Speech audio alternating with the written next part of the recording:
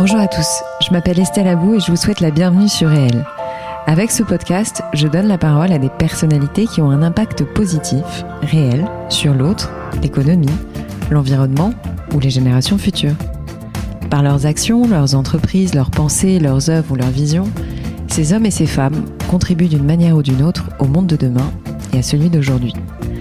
Si vous aimez le podcast et que vous voulez me soutenir dans ma démarche, la meilleure manière de le faire, c'est de vous abonner, de mettre 5 étoiles à l'épisode, de le commenter ou encore d'en parler autour de vous sur les réseaux sociaux et dans la vie réelle. Alors je vous souhaite une très bonne écoute et on y va. Pierre-François, merci beaucoup d'avoir accepté mon invitation dans mon podcast. Bonjour Estelle. Je suis vraiment ravie de vous recevoir. Vous faites partie de ces gens qui ont été placés sur mon parcours. J'ai toujours eu beaucoup d'admiration pour vous, beaucoup de sympathie. C'est gentil, ça commence bien. Non mais ouais, vraiment. Merci beaucoup. Et je vous apprécie beaucoup. Ça fait longtemps que je pensais à vous pour une intervention dans le podcast et on a enfin réussi à faire ça. Je vais demander sans plus tarder une question assez basique, à savoir, est-ce que je peux vous demander de vous présenter, autant perso que professionnel, en nous disant ce que vous voulez nous dire. Voilà.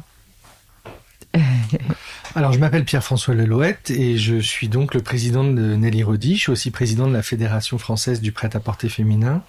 Nelly Rodi est quelque chose d'un peu bizarre qu'on aime beaucoup, une agence de conseil dans le domaine des industries créatives. On travaille beaucoup sur les stratégies de marque, sur les stratégies créatives des maisons que nous accompagnons. Nous sommes basés à Paris, à New York, à Tokyo et travaillons dans une dizaine de pays. Ouais.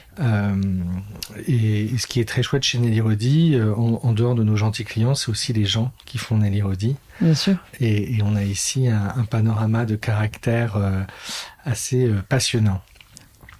Président de la fédération depuis 6 ans, fédération qui représente toutes les petites marques indépendantes de mode. Alors petites, ça peut aller de quelques millions d'euros jusqu'à 250 millions, donc c'est pas si petit que ça. Ouais. Et c'est une mission bénévole que j'ai depuis 6 ans maintenant et qui me rend extrêmement heureux. Et puis je suis aussi un mari, un papa d'un petit garçon de 10 ans que j'amène tous les matins à l'école et qui sont mes rayons de soleil l'un et l'autre. Pierre-François, est-ce qu'on peut revenir un peu sur votre parcours personnel, en fait, ce qui a fait que vous êtes arrivé à la tête de Nelly Rodi, que vous la dirigez maintenant depuis, je sais pas, presque 20 ans. 20 ans, c'est ça, ouais, c'est ça. Voilà, juste un petit rappel sur votre parcours. Ouais. Ce qui peut peut-être caractériser mon parcours, c'est que j'ai toujours aimé un peu les chemins de traverse. Donc je suis rentré chez Nelly Rodi en 2001. Alors c'est drôle ce que je vous dis parce que 2001, je suis à la fois le fils de Nelly Rodi, la fondatrice, donc ça fait pas très chemin de traverse du tout, au contraire. Simplement, moi, j'avais une culture business et qu'en 2001, je suis arrivé, j'étais le seul à avoir une culture business chez Nelly Rodi. Tout le monde avait une culture créative. Ouais. Donc, quand je vous parle de caractère, c'est vrai que chez nous, aujourd'hui, 20 ans après, il y en a beaucoup, mais à l'époque, la fin des années 90, le début des années 2000, dans l'univers de la mode, je peux vous assurer que des caractères, il y avait de quoi faire. Je suis de formation cagne, hippocagne, mais ces cagnes et ces hippocagnes un peu bizarres, les mêmes qu'a fait le président Macron et Édouard Philippe d'ailleurs, c'est les fameuses cagnes BL où en plus des matières littéraires, on fait du mathématique, de la sociologie, etc. Et donc c'est en gros la classe prépa où on fait le plus de trucs différents. Ouais. Et moi comme je savais pas quoi faire après le bac, je me suis plongé là-dedans. Et j'en parle toujours beaucoup parce que ces 3 années que j'ai fait parce que j'ai cubé ont été les années les plus riches de ma vie. C'est là où j'ai appris le plus de choses, c'est là où j'ai rencontré les gens les plus intéressants et où je garde encore d'ailleurs des amitiés extrêmement fortes. Et puis j'ai rapidement compris que l'école normale, donc devenir prof ou chercheur, c'était pas du tout ma voie.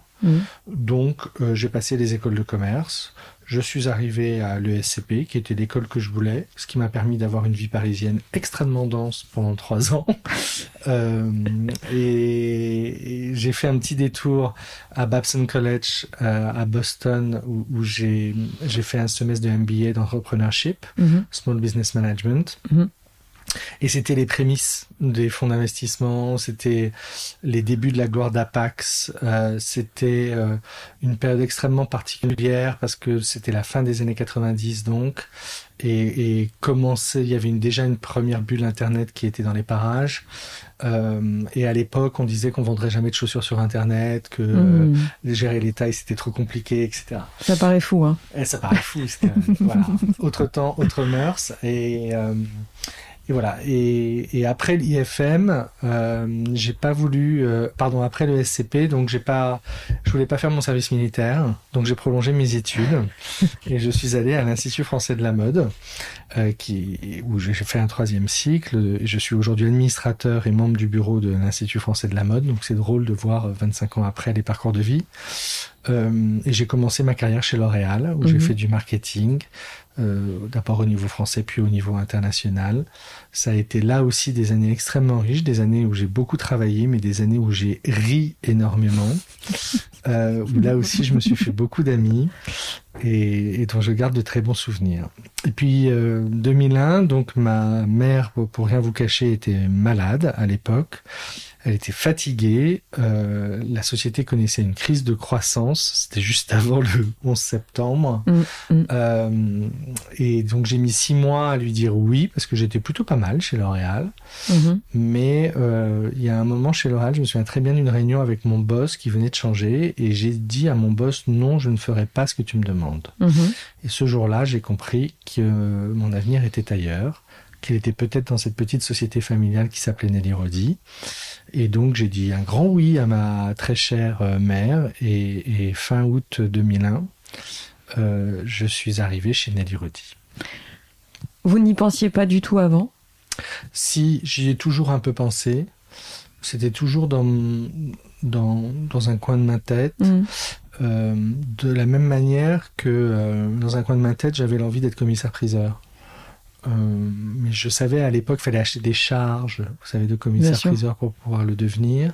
Vraiment, je savais que mes parents n'avaient pas du tout la fortune pour pouvoir m'offrir une charge parisienne un peu sympathique. Et j'ai rapidement compris que je préférais acheter des œuvres d'art que les vendre, et que mon avenir n'était peut-être pas dans la mise aux enchères d'un stock de machines à laver d'un magasin qui aurait fait faillite. En province. Donc voilà, cette idée du commissariat s'est un peu éloignée petit à petit. Mais ce qui est rigolo, c'est qu'aujourd'hui, chez Nelly Rodi, les bureaux sont à 2 doigts de Drouot. Donc je passe un peu de temps en salle des ventes et ça, c'est plutôt sympa. Alors justement, de 2001 à maintenant, Nelly Rodi a vécu des changements, on va dire. Quelle est la grande... c'est un peu difficile de résumer presque 20 ans en quelques lignes, mais voilà, vous êtes arrivé dans cette agence à une époque où l'écosystème de vos clients, l'écosystème de votre métier était différent. Quelles sont les grandes évolutions que vous avez vécues en tant que patron de Nelly Rodi, d'abord, mais également en tant qu'observateur de tout cet écosystème auquel vous êtes aujourd'hui, dans lequel vous évoluez, en sachant qu'au début, vous étiez quand même avec un axe très mode, très design, enfin voilà, et qu'aujourd'hui, vous avez énormément élargi le scope de vos compétences.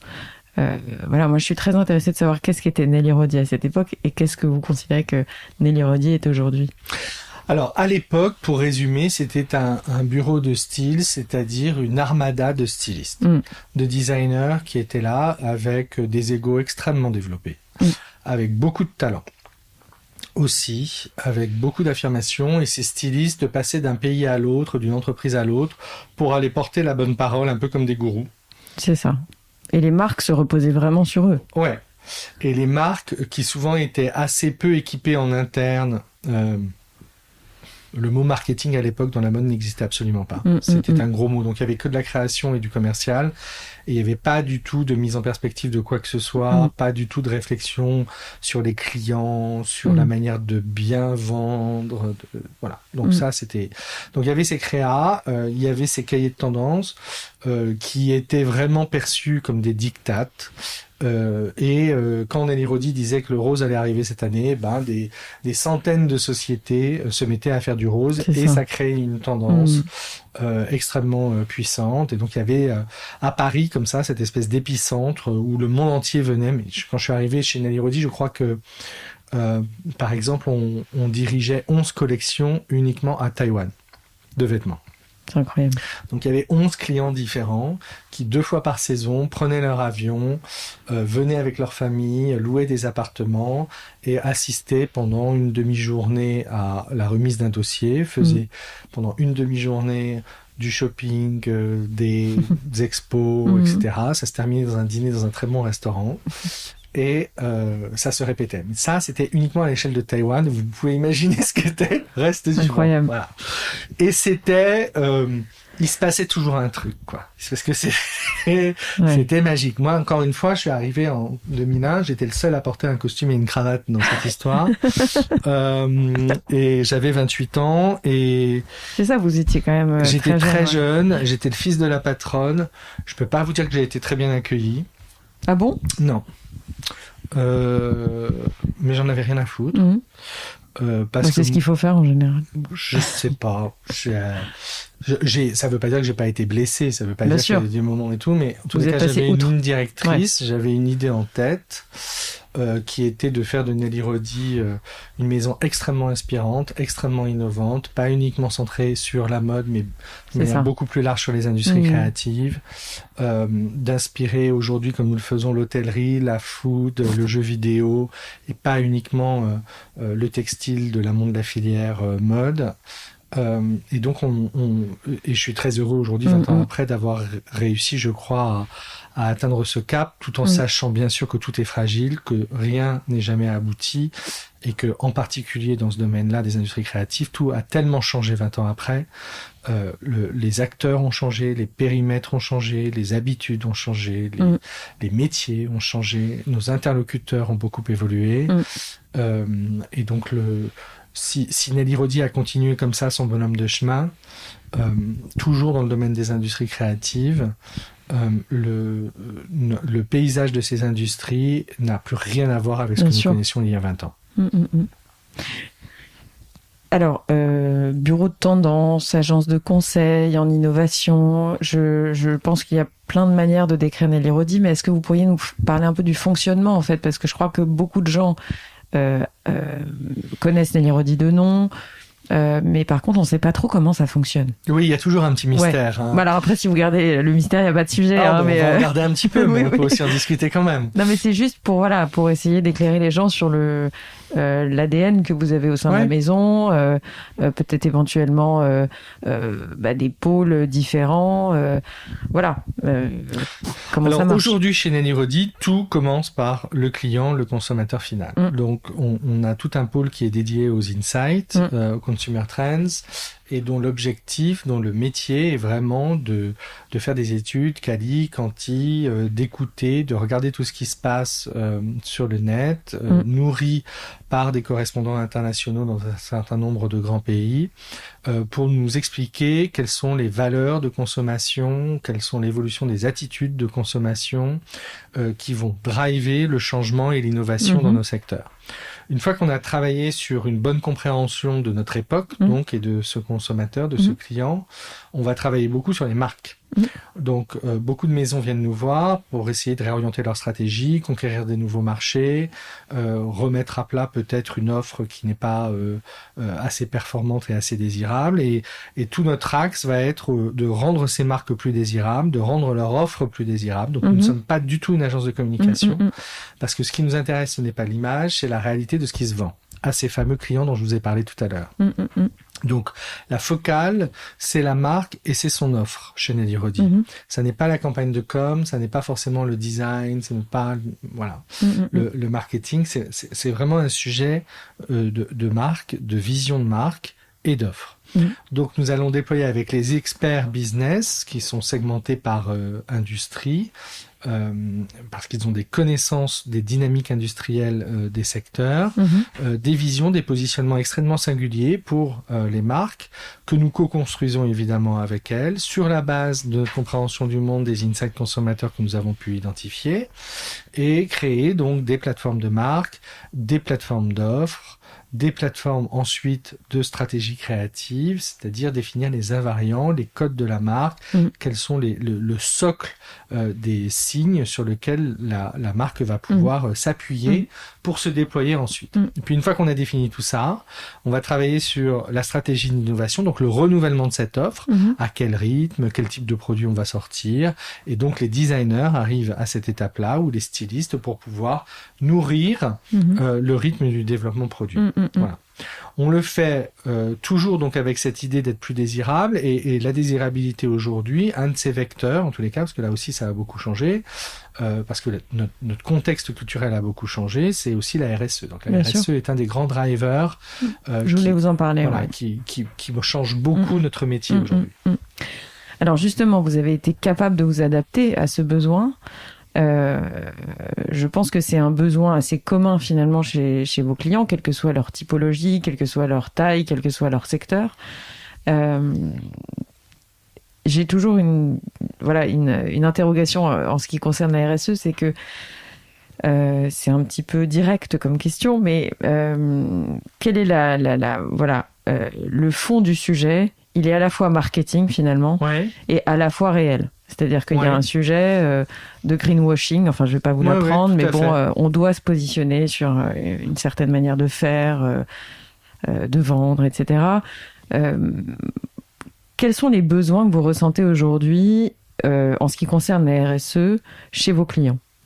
Sans révéler des secrets de guerre, mais il y a la RSE il y a 5 ans où je sais pas, on a commencé à parler de ça il y a peut-être un peu plus que 5, 6 ans, 7 ans, ça a commencé à devenir très patent, en fait, très, très vivant. Moi, j'ai un marqueur en tête, c'est-à-dire qu'en tant que président de fédération, j'ai demandé une subvention il y a 5 ans maintenant pour faire ce qui était la première étude sur la RSE et la mode en France. Et donc je demandais des subventions dans un organisme, on était en conseil d'administration, on défendait nos projets respectifs, etc. Un organisme de financement de la filière. Et je me souviens très bien des sourires en pointe de la plupart des membres qui étaient là, qui m'ont accordé la subvention en disant il va se calmer après, c'est quoi cette étude, on y croit à peine, de toute façon le vent souffle et la RSE partira avec. Donc je suis d'accord avec vous, mais ça c'est des comportements de gens d'une certaine génération qui déjà à l'époque n'avaient pas compris ce qui se passait vraiment dans le monde et qui aujourd'hui le comprennent encore moins quand ils sont encore vivants. Bien sûr. Donc la RSE aujourd'hui, elle est profondément ancrée dans les nouvelles générations. On connaît tous leurs comportements contradictoires parfois, mais ça n'empêche qu'elle est profondément ancrée. Ça n'empêche que la prise de conscience, elle devient généralisée dans le monde occidental. Elle ne prend pas des visages homogènes, c'est-à-dire qu'en fonction des clients, en fonction des origines, en fonction des opinions politiques, on a des axes différents, mais derrière le mot développement durable, des réalités qui peuvent prendre des angles différents, des visages différents, mais à la limite, c'est pas trop grave tant qu'on fait des efforts et tant qu'on a pris le chemin. Et donc, chez Nelly Rodi, c'est une conviction propre, forte. Ça fait plusieurs années que les équipes sont formées de manière très régulière à ces questions et qu'on amplifie encore beaucoup toutes les formations à ce sujet, autour de grandes priorités que sont... pour nos clients, évidemment, travailler les approvisionnements pour faire en sorte qu'ils soient plus responsables.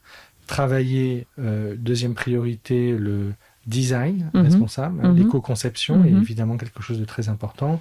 Puis la communication responsable, ça vient après, parce qu'effectivement, quand il y a du greenwashing, c'est un peu énervant. C'est aussi également quand même un axe à la fédération aujourd'hui. Vous qui êtes plus qu'impliqué dans cette fédération, comment... quelles évolutions vous avez senties au sein de cette fédération sur ce sujet quel est votre rôle et enfin peut-être éventuellement aujourd'hui. Moi, ce que j'ai trouvé extrêmement enthousiasmant sur ce sujet, c'est alors la fédération, encore une fois que je représente essentiellement des PME, des marques qui sont des PME et des usines qui sont des PME. Et en fait, c'est les plus petits qui nous ont alertés sur le sujet d'abord. Ça n'a pas été les plus gros. Ça n'a pas été les grands groupes, ça n'a pas été les grosses boîtes, ça n'a pas été ceux qui ont eu des moyens pour pouvoir le faire plutôt que les autres. C'est pas vrai.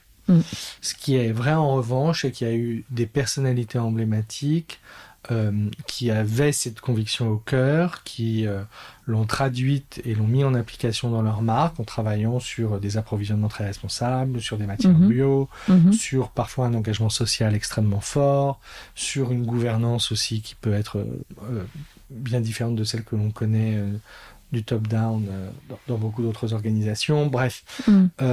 Et donc, ça a été souvent des petits, des gens des petites sociétés qui se créaient, qui avaient eu 6 mois, 1 an d'existence, etc., et qui, à 4-5 ans, ont embarqué un mouvement, ont embarqué des consommateurs, souvent sur le net, en créant des communautés extrêmement puissantes sur Instagram, très centrées sur une co-construction de leur collection avec leur communauté souvent, et ça a fait un effet boule de neige, quoi. Et donc très vite, dans notre fédération, en tous les cas, au sein de mon conseil d'administration, où il y a des jeunes, il y a des vieux, il y a des gros, il y a des petits, enfin il y a un peu de tout, hein, à l'image de la société française, et ben il y a eu une conviction commune qui s'est faite qu'il fallait vraiment être le porte-voix d'une mode plus responsable.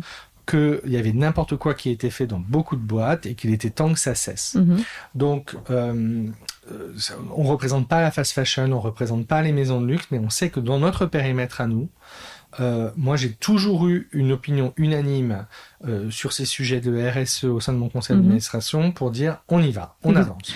Il faut déployer des guides, il faut déployer des subventions, donc il faut déployer des groupes de travail, faire en sorte qu'il y ait des marques qui travaillent ensemble pour déployer des plans d'action responsables très vite et des stratégies écrites, identifiées sur des enjeux, sur des KPI, etc. Et ça, c'est un des, pour moi, après 6 ans à la tête de la fédération, c'est sans doute une des choses qui me rendent le plus fier aujourd'hui, c'est de voir qu'il y a cette génération des petits, des jeunes, elle a embarqué avec elle les vieux, les plus gros, et elle leur a servi d'exemple. Si bien qu'aujourd'hui, dans tous les nouveaux membres qui rejoignent la fédération, il n'y en a pas un qui n'a pas, depuis ces 2 dernières années, il n'y en a pas un qui n'a pas une vision du développement durable déjà intégrée dans sa stratégie de marque. Du coup, je suppose que ça quand même, il y a forcément un pont entre votre rôle au sein de la fédération et Nelly Rodi, mais quel est ça n'a pas de lien avec la question que je veux vous poser, excusez-moi. C'était plus pour savoir quel était le changement des profils peut-être que vous allez aller chercher au sein de Nelly Rodi depuis cette nouvelle vague, enfin je ne sais pas comment on peut appeler ça, mais depuis que vos clients, on va dire, prennent une orientation plus écologique au sens large. Alors, d'une manière générale, c'est vrai que les compétences et les profils de nos collaborateurs chez Nelly Rodi ont beaucoup évolué parce que, je vous le disais, il y a 20 ans, il y avait 100% de designers. Aujourd'hui, il y a 40%, 30% de designers. Il y a le reste, ce sont des équipes qui ont une expérience business extrêmement forte, qui viennent d'écoles de commerce. Et c'est dans ce dialogue entre les gens de création et les gens de business, les gens de sociologie aussi avec les insights, que se construisent la plupart des missions et les beaux succès que nous réalisons ici. Ce qui est sûr en tous les cas, c'est que y a eu deux grands axes majeurs de transformation des industries créatives ces dernières années. Ça a été d'un côté la RSE, on en a parlé.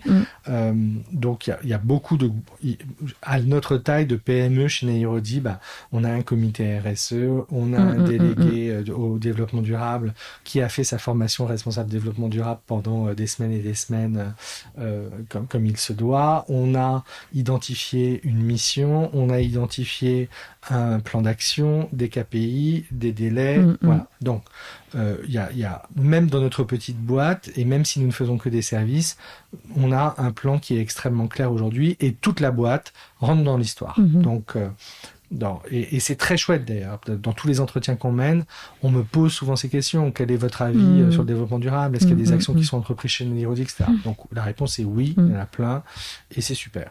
Et le deuxième axe, c'était quand même le digital. Pardon ? Le digital, enfin. C'est le digital, voilà. c'est la transformation numérique, bien sûr. Donc, et il y a des ponts entre les deux. Enfin, chez Nelly Rodi, là, on héberge aussi Inès Leonarduzzi qui a... Ah oui, je l'ai vu là. Je pensais que je me suis dit, qu'est-ce qu'elle fait là ? Elle est là parce que c'est son bureau. Elle a fondé Digital for the Planet. Ouais, elle est aujourd'hui très investie. Je l'ai vue de loin et je me suis dit, mais c'est elle. Voilà, chez MTR, qui est un agent d'artistes contemporains. Et donc voilà, donc elle est dans notre écosystème et on est absolument très très heureux de la savoir parmi nous. Donc tous ces liens se font et c'est toujours dans ces échanges, dans ces dialogues entre ces gens qui certes ont des cultures différentes mais qui sont confrontés aux mêmes réalités, aux mêmes enjeux stratégiques aujourd'hui que se font les grands succès. Quel grand challenge vous avez aujourd'hui en tant que patron de Nelly Rodi pour vous ? Voilà, vous avez quand même traversé plusieurs tempêtes. Oui. Parce que quand même, il faut le reconnaître. Hein, oui. Avec solidité, avec ténacité, voilà, avec une ouverture d'esprit assez rare, je dois l'avouer. Donc, c'est gentil, j'en suis pas sûr. Mais... Ah si, parce que quand même, il faut une capacité d'adaptation assez immense. Voilà, pour vous, l'avenir a forcément des opportunités et des challenges, mais je suis intéressée par savoir, selon vous, quelles sont les opportunités qui vont se présenter et éventuellement, bon ça on ne le sait pas toujours, mais éventuellement des grands challenges que vous avez en tête. Écoutez, je fais toujours cette espèce de va-et-vient historique parce qu'on apprend beaucoup de son histoire aussi. Parce qu'on apprend beaucoup de son histoire et que c'est un domaine qui m'intéresse beaucoup et que j'en ai fait aussi à l'université, etc. Mais il y a 20 ans, quand j'ai vu la crise du 11 septembre 2001 arriver, la première chose que j'ai faite, ça a été de prendre un avion, d'aller en Chine. Et j'ai ouvert Nelly Rodi en Chine, au territoire chinois. On a développé des partenariats avec les grandes fédérations professionnelles locales, en déployant un certain nombre de clients auprès des grands groupes chinois du retail que nous avons accompagnés pendant de nombreuses années. Ça a été un premier mouvement qui a accéléré le développement de Nelly Rodi partout dans le monde. Aujourd'hui, maintenant que ça n'est plus possible, pour nous en tous les cas, parce que nos consultants ne peuvent pas prendre d'avion et aller travailler là-bas, donc un certain nombre de marchés se sont fermés, d'autres se sont ouverts ou se sont redéployés, si bien que Nelly Rodi continue d'avoir une croissance extrêmement forte, notamment en France, en Europe, aux États-Unis, etc. Il y a un contexte économique, social qui est complètement différent et qui a accéléré depuis 2 ans un nouveau contexte culturel. Et pour moi, c'est ce driver culturel-là qui est sans doute le nouveau challenge de Nelly Rodi, comme c'est le cas pour toutes les industries créatives. En gros, une marque désirable aujourd'hui n'est plus la même que celle qu'il y a 2 ans. Auparavant, la transformation des facteurs de désirabilité, ça prenait des années et des années. C'est vrai. Et là, tout s'est tellement accéléré parce qu'il y a des nouveaux murs qui sont arrivés, pour des nouvelles frontières qui se sont mises en place, et en même temps des ponts digitaux qui se sont liés, qui se sont multipliés. Bref, Black Lives Matter est passé par là, MeToo est passé par là. Donc, et ça a dressé un nouveau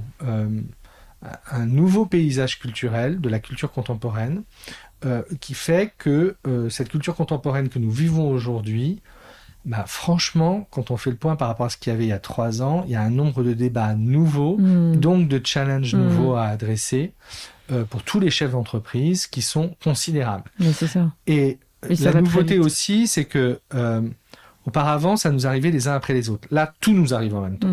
Donc, il faut tout gérer. Il faut accélérer la transformation numérique, accélérer la transformation développement durable, accélérer la prise en compte des débats sociaux sur le genre, sur le corps, sur l'appropriation culturelle.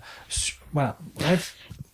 Mais ce qui aussi vous a permis certainement d'aller dans des secteurs où Nelly Rodi n'aurait jamais été, finalement, parce que le fait qu'il y ait des ponts et que alors que finalement les frontières se disloquent d'une certaine manière, ça vous a aussi certainement permis d'aller dans des secteurs qui étaient peut-être pas les vôtres, enfin les secteurs de prédilection de Nelly Rodi. Parce que ce qui fait le lien entre tout ça, c'est la création. C'est ça. Et donc les gens viennent chercher chez vous quand même des neurones, enfin de la cellule grise, de l'échange. Oui, qu'aujourd'hui, tout le monde est créatif dans une boîte. C'est plus le domaine exclusif des designers. C'est ça. Et que l'injonction à la créativité, et ce qui signifie donc à la remise en question permanente, parce que être créatif, c'est pas juste être créatif pendant 10 minutes ou pendant 6 mois, une fois qu'on a fait son job. C'est systémique. C'est systémique, en fait. Et donc, une fois que la création, l'injonction à la création, à l'innovation, elle est rentrée dans le système, forcément, il faut trouver des partenaires. Et j'espère que Nelly Rodi fait partie de ces partenaires, justement, aujourd'hui. Mais du coup, en ricochet pour nous, nous avons évidemment la mission d'être un phénix perpétuel, quoi. C'est ça. D'être celui qui réinvente les choses, qui dresse de nouvelles voies, etc. Donc, voilà, une des nouvelles frontières du moment, c'est le métaverse, c'est le Web 3, etc. Donc, voilà, ça y est, Nelly Rodi est dans le métaverse. On a mis en place notre espace d'exposition, nos expériences artistiques, etc. Tout ça est en perpétuelle réinvention. Et ce qui motive chez Nelly Rodi, c'est ça. Mais c'est aussi un devoir pour nous, une exigence pour nous, pour nos collaborateurs, de jouer ce jeu-là, celui de la réinvention permanente, qui est un jeu très exigeant. Donc justement, vous êtes un patron qui se réinvente en permanence, parce que moi, ce qui m'intéresse aussi, c'est vraiment, alors certainement votre équipe, mais surtout vous. Je pense que c'est important d'entendre les messages de patrons qui doivent se réinventer. De quoi vous nourrissez? Comment ça se passe? Je suis toujours curieuse de savoir, et puis même ça peut servir aux gens qui nous écoutent, puisque je pense que c'est la vocation de tous les patrons demain. C'est-à-dire quel que soit finalement, sauf si on est dans une... et encore, je suis même pas sûre, mais voilà, je crois qu'on est obligé de se remettre en question beaucoup plus vite qu'à une certaine époque. Comment vous faites concrètement? Vous êtes à l'écoute de vos équipes, c'est une certitude, mais vous-même, comment vous vous nourrissez? Voilà, je suis curieuse de savoir comment ça marche pour vous. Alors, pour moi, j'ai plusieurs réponses. Je pense qu'il y a un rythme à prendre. Donc, pour moi, la question du rythme, elle est extrêmement importante. C'est qu'une fois qu'on a pris le rythme de l'innovation, de l'écoute, etc., finalement, c'est une espèce de course de fond qui fait que... on est rentré dedans, on se sent bien, on avance. Il faut pas trop briser le rythme. C'est très dur. Non plus. Et c'est très dur. C'est très dur pour soi. C'est très dur pour les collaborateurs. C'est très dur pour soi parce que faut tenir physiquement, mentalement, être absorbé par un grand nombre de sujets, un agenda où les rendez-vous s'enchaînent. De 8h30 à pas d'heure, parce que moi, ce que j'aime, et on va le voir derrière, c'est aussi sortir, regarder les gens, m'asseoir à la terrasse d'un café, regarder comment les gens s'habillent, observer, faire des dîners. Donc, je crois, un certain animal social que j'assume parfaitement, mais c'est ça qui me nourrit, en fait. C'est au-delà de la journée de travail et du rythme qui s'impose, il y a aussi les moments où il faut s'obliger à aller chercher la différence, à aller chercher ce qui est singulier. C'est ça. Donc, je passe ma vie dans les galeries d'art, et pas forcément celle du Marais. Aller voir, quand on est parisien, aller au Salon de Montrouge, aller voir les ateliers du Nord de Paris dans le 93. C'est être à la fois administrateur de l'Institut français de la mode, mais recevoir ici Casa 93 avec des gens qui viennent franchement de la banlieue et qui ne sont pas formatés. Donc, il faut aller voir les franges, en fait. Il faut aller voir la périphérie, parce que c'est aujourd'hui à la périphérie que les choses se créent. Qu'on sent les petits altermoiements, enfin, les vibrations futures, voilà. Et quand on se détache de la périphérie, en fait, on s'embourgeoise terriblement. Et on ne voit pas la société évoluer.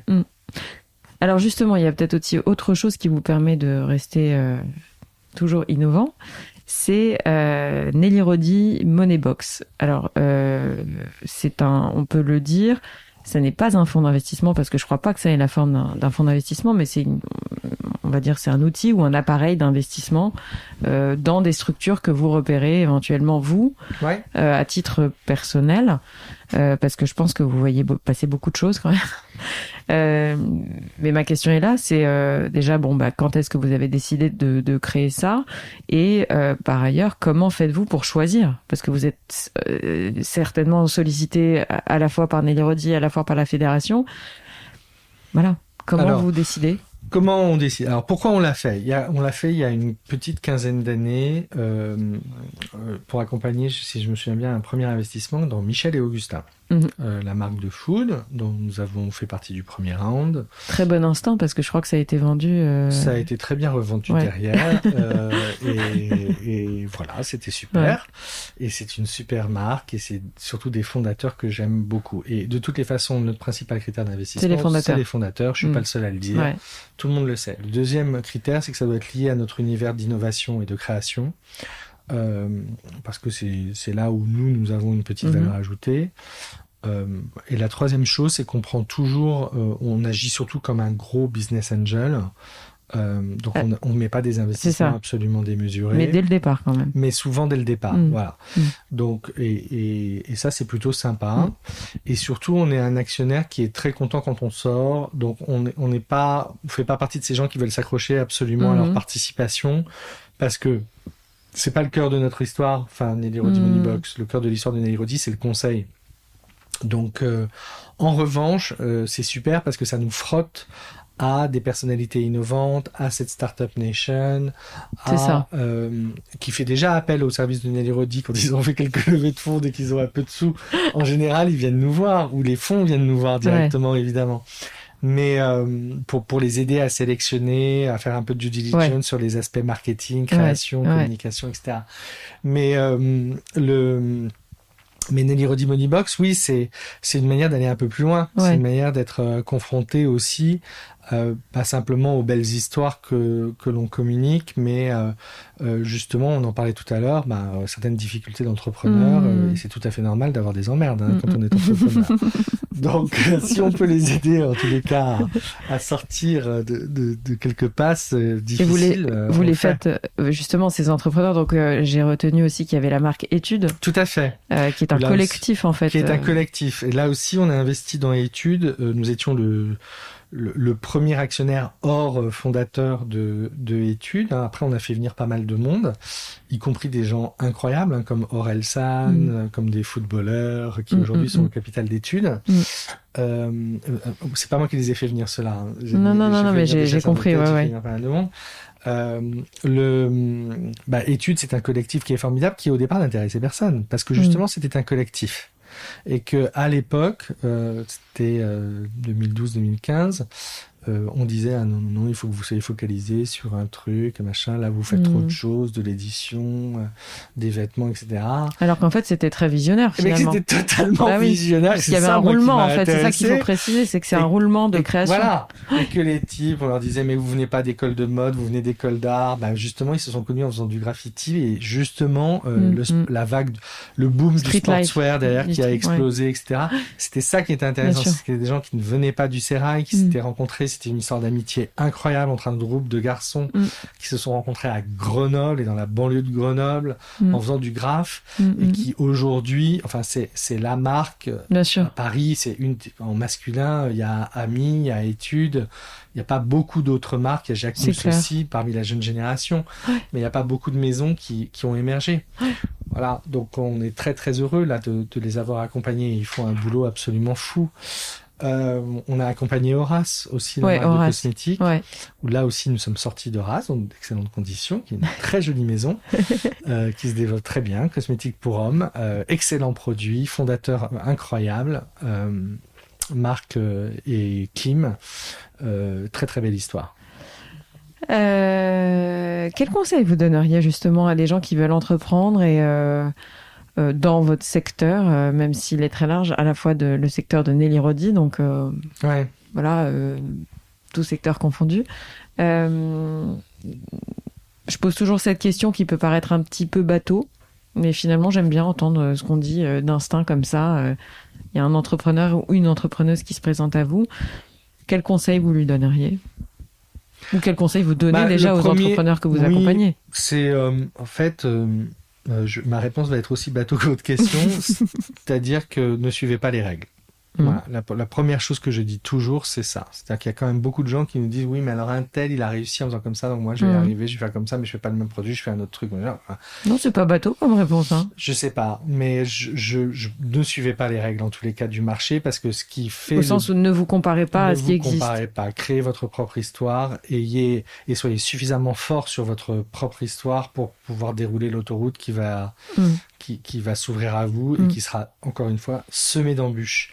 Donc il faut être à la fois extrêmement fort, extrêmement puissant sur son idée, son concept, conscient aussi de ses limites, conscient de ce qu'il faut pour réussir, conscient que la route sera longue et qu'on a des besoins aussi qui évoluent au cours du temps et qu'on n'est pas toujours peut-être la bonne personne pour développer l'histoire et qu'à un moment il vous faut s'en libérer. Et qu'il faut aussi se libérer de ses actionnaires d'ailleurs quand ils sont trop petits. Bon, et donc il y a mais sortir des règles parce que le faire comme l'autre, ça marche jamais. Après, il y a des secteurs qui, quoi qu'on en dise, sont plus difficiles que d'autres. Hein. Les valorisations dans la cosmétique sont pas les mêmes que dans la mode, ou les valorisations dans la food, dans l'hôtellerie, sont pas les mêmes. Donc il y a des secteurs où c'est vraiment encore plus challenging. Quoi. Je suis président de la Fédération du prêt-à-porter féminin. Je peux vous assurer qu'investir dans la mode aujourd'hui, il y a plein d'opportunités parce qu'il y a des jolies maisons, mais il faut faire attention. Bien sûr. Il y a des modèles économiques qui ne tiennent plus. Bien sûr. Mais c'est bien de le rappeler, je pense. Voilà. Parce qu'à un moment, il faut être réaliste quand même. Il faut être réaliste. Et puis surtout, il y a des maisons qui ont beaucoup de succès, mais qui peuvent donc encore une fois servir d'exemple, mais qui sont souvent des contre-exemples ou qui sont des exceptions. Et on ne peut pas se baser non plus sur des exceptions uniquement. Donc, c'est pour ça que je préfère les gens qui... Ou alors, il faut être dans l'exception soi-même et l'assumer complètement. Quoi. Mais voilà, pas faire comme les autres. Quel souvenir merveilleux vous pourriez nous partager voilà. Est-ce qu'il y a un très très beau souvenir que vous avez dans votre carrière en tant que patron de Nelly Rodi? Est-ce que vous avez comme ça je suppose qu'il y en a plein, mais voilà, un souvenir qui prévaut peut-être aujourd'hui. Je suppose qu'il y en a plein. Hein. Ma question est très large. Non, je vais vous en citer deux. Je peux malheureusement pas en citer qu'un. Le premier qui me vient en tête, c'était justement au tout début où je suis arrivé chez Nelly Rodi. Je vous le disais, crise de croissance, mais cette crise qui était là, enfin, c'était un peu le bordel, et il y a eu un moment où il nous manquait un peu de cash. Et pour développer Nelly Rodi, donc moi j'avais mes cahiers de tendance qui étaient là, et qui sont toujours là. Qui sont toujours là en partie d'ailleurs, qui n'ont plus la même fonction, qui ne sont plus des dictats, qui sont aujourd'hui des outils d'inspiration extraordinaires. Mais je souhaitais développer le marché américain parce qu'aux États-Unis on vendait quasiment rien. Donc j'avais pris un premier avion pour la Chine et le deuxième avion que je voulais prendre c'était pour les États-Unis. Et ma mère me dit oui mais là on n'a vraiment pas de cash, etc. Et avec son panache habituel elle me dit ah mais j'ai des miles, il y a une promotion Concorde, on y va en Concorde. Et donc je suis allé débaucher l'agent de mon principal concurrent de l'époque en Concorde alors qu'on n'avait pas un rond sur les comptes. Vous avez réussi à le débaucher. Et je l'ai débauché, bien sûr. Et je suis rentré avec mon contrat en Concorde. Et surtout, je suis allé sous le Concorde. Parce qu'il y avait un problème avec ma valise. Et je me souviens de moi sur le tarmac de JFK à 28 ans sous le Concorde. Et voilà, en me disant, mais Pierre-François, quelle vie t'attend. Voilà. Magnifique. Ça, c'était un bon souvenir. Ouais.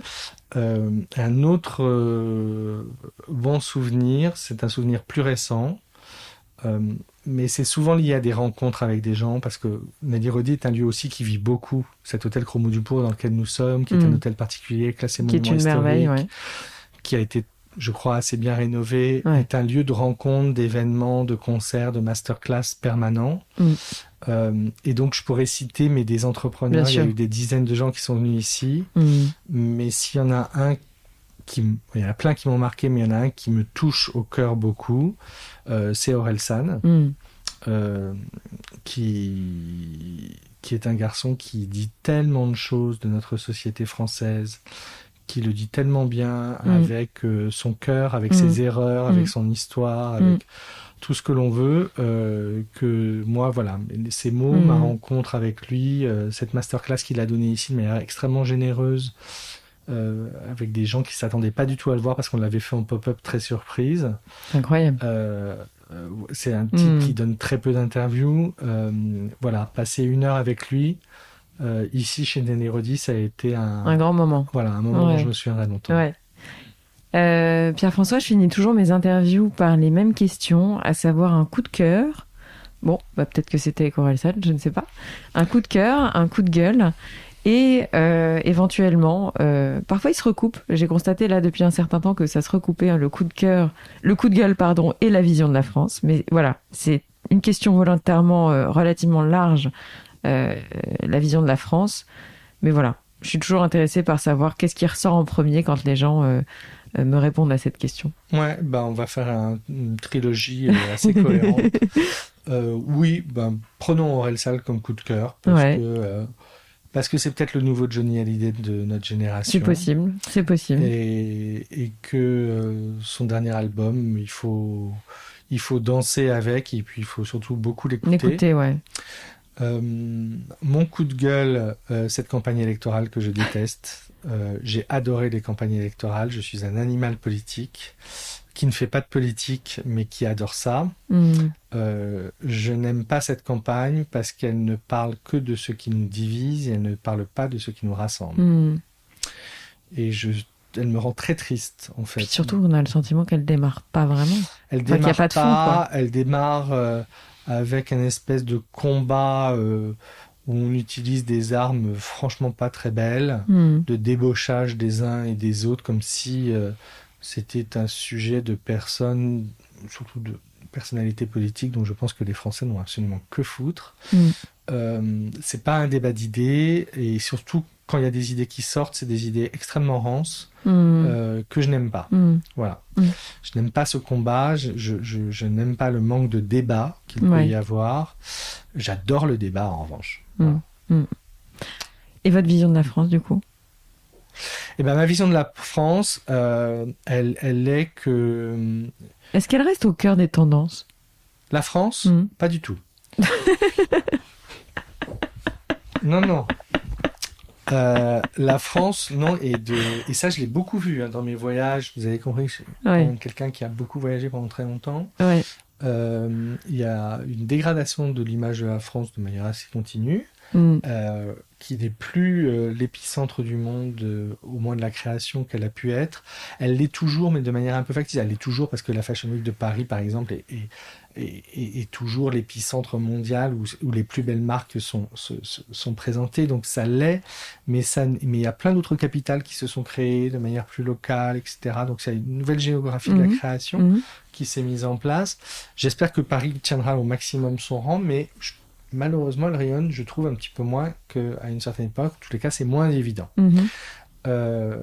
Mais malgré tout, ma conviction, ma vision de la France, c'est que nous avons un rapport à la création qui est totalement unique et qui fait notre différence dans le concert mondial des nations. Et qu'il faut chérir ça. Il faut chérir cette singularité, ce sens esthétique qui fait que tous les Français ont un rapport à l'esthétique, à la beauté qui est extrêmement particulier, qui n'a rien à voir avec ce que l'on peut comprendre ou connaître partout ailleurs dans le monde. Donc la France est une nation de créatifs, de créateurs. On a inventé des formats de distribution différents, on a des artistes absolument incroyables, etc. Donc on a un pays d'innovation en permanence, très ancré, évidemment, dans une histoire, dans une culture, dans un pays, dans une géographie, dans des valeurs. Mais c'est aussi une nation qui se projette beaucoup de manière totalement innovante avec une dimension esthétique très très forte. Et donc ça, il faut le chérir absolument. Et c'est ce qui fait notre différence, notre singularité dans le concert mondial des nations. Pierre-François, merci beaucoup pour cet échange. Est-ce que vous voulez ajouter quelque chose éventuellement? Parce que moi, j'ai quelque chose à ajouter. Moi, j'ai quelque chose à ajouter. Ah oui, dites-moi. Estelle, vous m'avez dit des mots gentils au début. Je veux terminer par des mots gentils à votre égard. Parce que vous êtes une femme de tempérament. Vous êtes une femme avec un charisme incroyable. Merci. Et je vais rougir. Allez-y, rougissez. Moi, je ne rougis pas. Bravo pour votre podcast parce qu'à chaque fois, je trouve que ce sont des rencontres extrêmement touchantes, très personnelles et qui donnent un visage très humain à cette communauté que vous avez construite autour de vous. Merci beaucoup. Écoutez, je suis très touchée et j'avoue que j'avais quand même un petit message en plus. Donc, en plus de tous les compliments que je vous ai dit, j'ai une pensée pour votre maman, à vrai dire. Vous avez raison. Et vous parliez de panache et tout à l'heure vous avez utilisé ce terme. Et effectivement, j'ai rencontré votre maman il y a un certain temps maintenant. Et c'est une rencontre vraiment marquante avec une femme exceptionnelle. Voilà. Vous savez qu'elle vous aime beaucoup. À bientôt, Pierre-François. Merci beaucoup. Estelle. Voilà les amis, c'est la fin de cette interview. J'espère qu'elle vous a plu. Si c'est le cas, n'oubliez pas de partager l'épisode via les plateformes d'écoute comme Acast, Apple Podcasts, Spotify ou votre application de podcast préférée. Le partage et la notation du podcast sont super importantes pour moi, donc je compte sur vous pour mettre des étoiles et des commentaires là où c'est possible. Pour vos suggestions d'invités, n'hésitez pas, je suis joignable sur le compte Instagram du podcast, Réel Podcast. Merci encore à toutes et à tous d'être de plus en plus nombreux à écouter Réel et à très vite pour un prochain épisode.